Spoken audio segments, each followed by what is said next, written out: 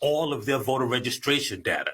And that is what we're worried about. Like, he has already predetermined, right? He's already signaled that, hey, we need to, in order for me to win, we need to make it harder to vote. Yep. Right. And that part of making it harder to vote, he's putting in place now. Like, there is no other reason to do this.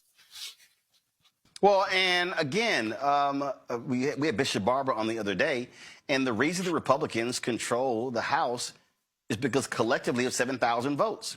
And so the Republicans are all about, hey, if we can shave off 1,000 here, 1,000 here, 1,000 there, 2,000 here, 5,000 here, 10,000 here, that's what that's really what it's all about. I always remind people that the Supreme Court voted to allow voter purges. And it was a white man in Ohio who sued and was like, why did y'all remove me from the voting rolls? Well, you didn't vote in the last, I think it was like 2 or 3 elections. He's like, why does that matter? And so the Supreme Court gave them the go-ahead.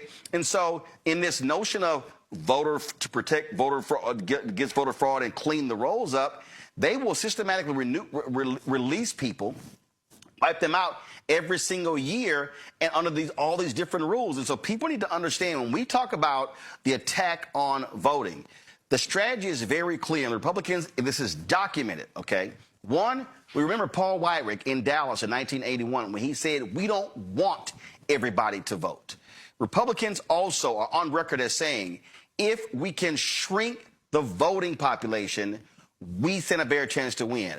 Then they've also on record by saying that if the voter rolls expand, this is why Trump hates 2020 election, because of COVID, the rules were changed. It expanded the electorate. Republicans like, oh, hell no, we cannot have that happen. That's why after the 2020 election, all the Republican states where he won, they still changed their voting procedure because they need to cheat to win.